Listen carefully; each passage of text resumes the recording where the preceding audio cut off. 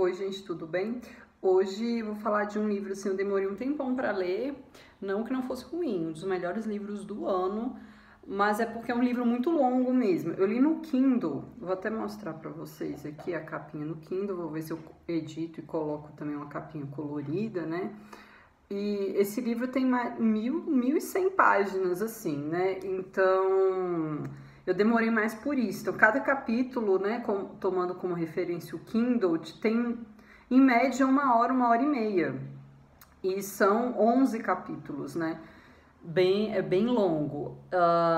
Muito bom esse livro aqui. O que não é ficção, tá? Só adiantando, o Andrew Solomon, ele escreveu um livro que eu já li esse ano e fiz um vídeo aqui que se chama O Demônio do Meio-Dia, que é sobre depressão. E aqui segue mais ou menos o mesmo estilo dele. Assim, ele procura dar uma volta, assim, 360, sei lá, mostrando todos os pontos de vista, digamos assim, mais ou menos como ele faz com a questão da depressão. Só que nesse caso aqui, eu tava até meio com medo de ler esse livro e tal, mas ficou numa promoção pro Kindle, eu resolvi comprar. Inclusive, comprei um outro livro dele também, que é sobre viagens, que vai ser o próximo que eu vou ler. Só que eu tenho, assim, agonia, porque esse livro, ele toca num ponto muito, assim, ponto fraco, não sei, pra mim, porque ele vai falar, em geral, né, dessa questão de você não ter controle sobre as coisas. Não é que ele está falando sobre isso, mas eu identifico que, no geral, né, é por isso. Por quê? Explicando, né, o nome do livro. Longe da árvore, pais, filhos e a busca da identidade.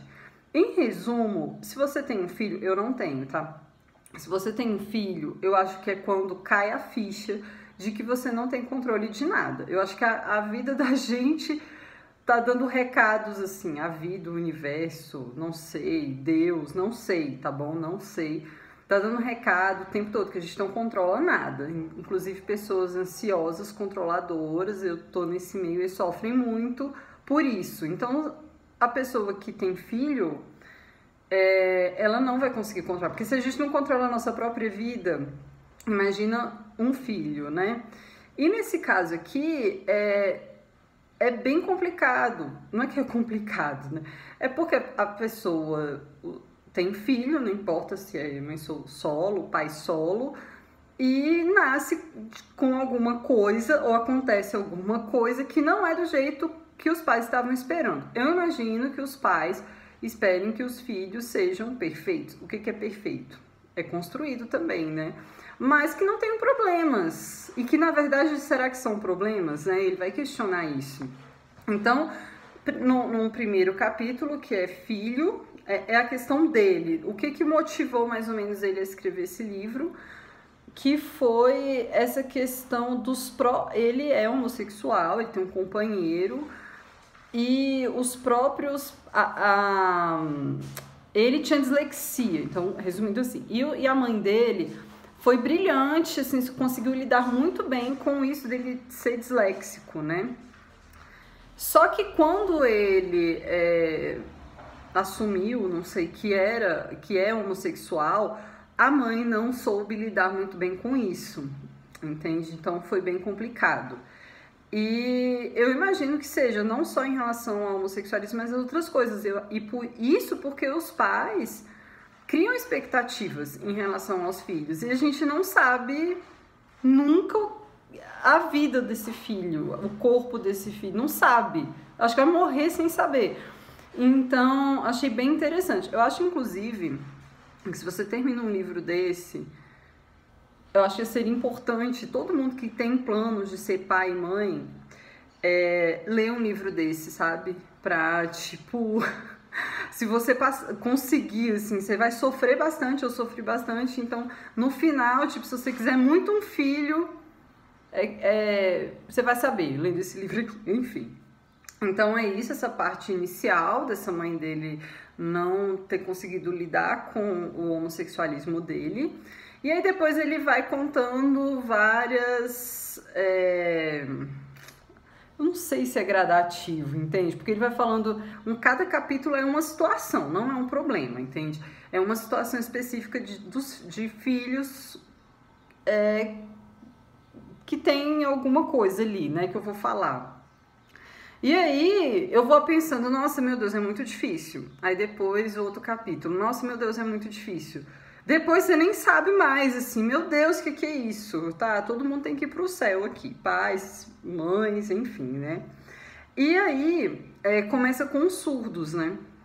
E o que eu achei bem interessante dessa questão dos surdos é que você vê que realmente não é um problema a pessoa nascer surda ou se tornar surda, e que o problema maior é da sociedade, assim, que não está preparada. Mas como com a internet e pela própria língua de sinais, aqui no Brasil, Libra, língua brasileira de sinais, fica mais fácil para essas pessoas socializarem e não se sentirem tão sozinhas. O livro, as histórias são dos Estados Unidos, o autor é americano, então ele coleta essas histórias lá. Então tem umas coisas bizarras que eu não sabia em relação à surdez, por exemplo, é que alguns pais, não sei, proíbem os filhos de aprender a língua de sinais, né? E aí é bem complicado, porque para eles é muito mais fácil para se comunicarem, tipo, forçar a falar, sendo que é muito difícil para eles falarem. E é um sofrimento grande, aí alguns pais superam, outros pais não superam. Como depois na internet fica muito mais fácil para essas pessoas não se sentirem muito sozinhas. Como alguns surdos defendem você se casar com outro surdo e ter filhos surdos para você não perder essa comunidade. Tem uma coisa que é debatida assim, em vários capítulos, que é a questão do controle de genéticos, tipo de aborto, se você já sabe anteriormente que você vai ter um filho, sei lá, com esquizofrenia, aí as pessoas já evitam, no caso da síndrome de Down, que muitas pessoas abortam quando descobrem, né? Lembrando que lá nos Estados Unidos pode, por esse motivo, né? Então começa com essa questão dos surdos, os anões também, que eu não sabia de vários detalhes, mas que na verdade também é mais uma questão da sociedade, da gente saber lidar e não dos serem anões, apesar deles terem vários problemas de saúde, mas isso não impede deles trabalharem, estudarem, assim como os surdos e tal. E depois a síndrome de Down, que também não é um impedimento, assim. Eu digo os surdos, os anões, síndrome de Down, pelo que está no livro, os pais não têm que mudar muito a rotina deles, entende? Em relação, sei lá, a perder emprego, a ter que ter dinheiro, a ter que ficar de olho o tempo inteiro, como acontece, por exemplo, com o autismo, que eu não sabia que era, apesar de conhecer, né, assim, algumas pessoas, mas que têm os filhos, mas eu não sabia que era uma coisa tão, assim, desgastante.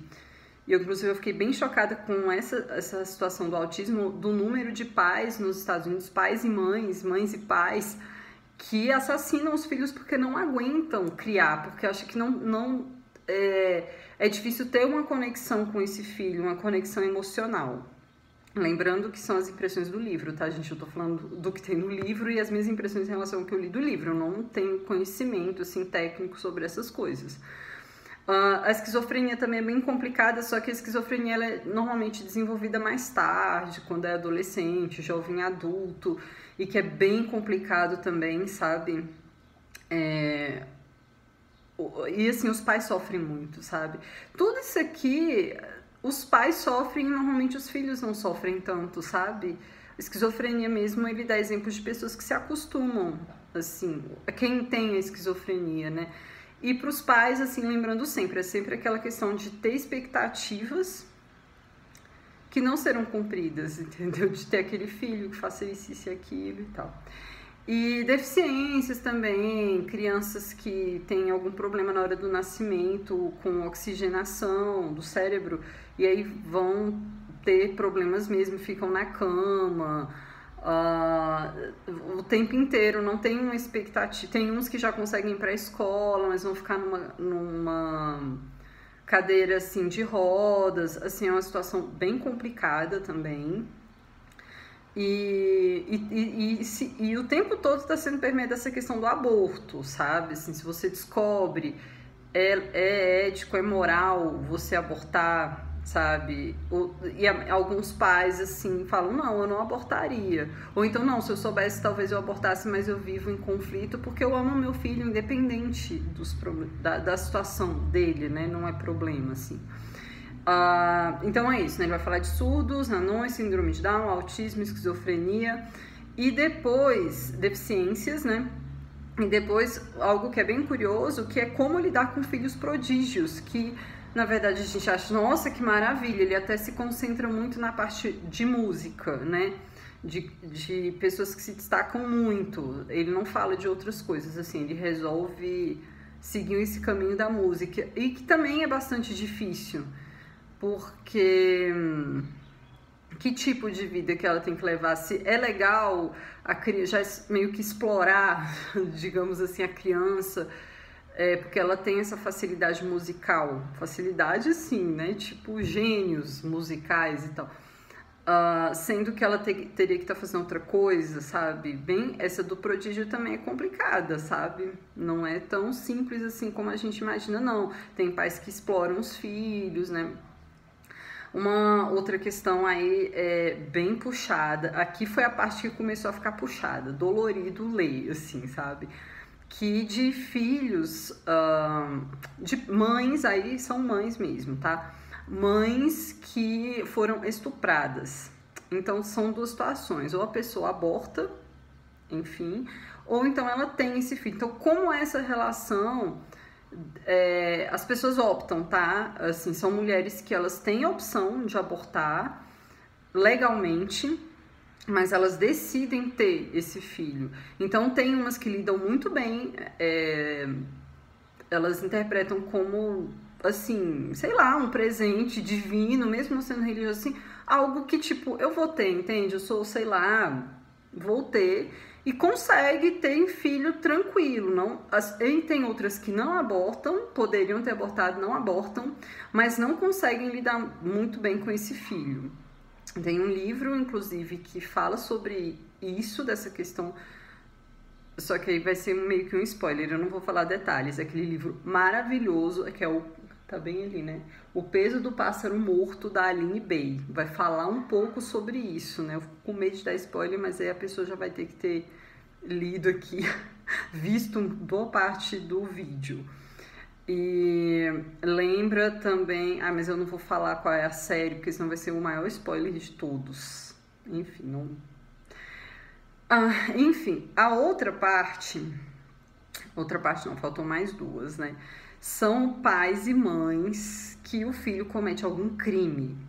Esse é complicado, porque a sociedade ainda tolera, sabe, conviver com os pais e mães de filhos surdos, anões, síndrome de Down, autismo, esquizofrenia, no caso os deficiências, filhos prodígio, o de estupro também, tirando aquele lado machista que às vezes culpam a mulher por ser estuprada, mas o crime é complicado, bem complicado, porque aí você tem um filho que ele comete um crime, e aí como é que você vai saber? Tanto que ele tem um contato muito grande com uma das mães daqueles adolescentes lá de Columbine, nos Estados Unidos, sabe? Tipo, ninguém considera. Mais ou menos aquele... Precisamos falar sobre Kevin, é isso? Eu não tenho nem coragem de ler o livro, porque eu vi o filme, eu fiquei tão angustiada, porque ficam culpando a mãe e o pai, né? Mas mais a mãe. E é bem complicada essa parte aqui, viu? Do crime. Eu não sei também como lidar, como eu lidaria. Lidar que eu falo assim, conhecendo, digamos, você conhece um pai ou uma mãe de uma pessoa que cometeu um crime muito horrível, sabe? Como lidar com essa mãe, né? E esse pai, sem culpá-lo. E por fim, foi a parte... nossa, essa aqui eu vou ter que ler muito, sabe? Até conversei com uma amiga minha, porque é a parte que... Totalmente, assim, nova, porque eu não sabia de nada sobre transgêneros. Eu sempre acho que eu sei, mas eu nunca sei. E são crianças, às vezes bebês com 2 anos, que não se identificam com esse corpo. E como que os pais vão lidar com isso? Só que por mais que um pai lide de maneira, assim, a entender o que essa criança está passando, menino ou menina que se recusa, vamos supor, um menino, geneticamente, assim, fisicamente, né, sei lá, essa questão do gênero também é super complicada, binarismo, mas enfim, um menino, ele não quer vestir roupa de menino, ele só quer vestir roupa de menina.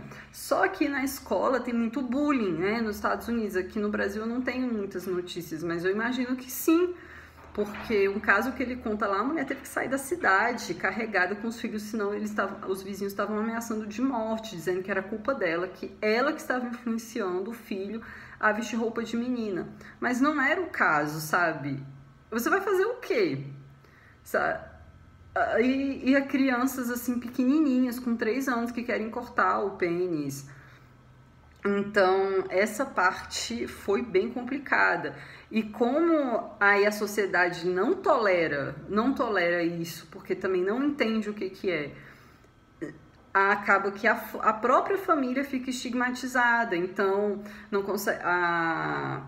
esses filhos crescem, obviamente, não conseguem estudar direito. Tem gente que tira da escola e ensina sozinho, porque de tanto bullying que essa criança vai sofrer.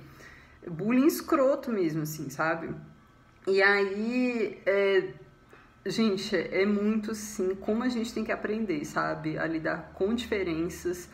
Essa do transgêneros foi a parte mais complicada para mim.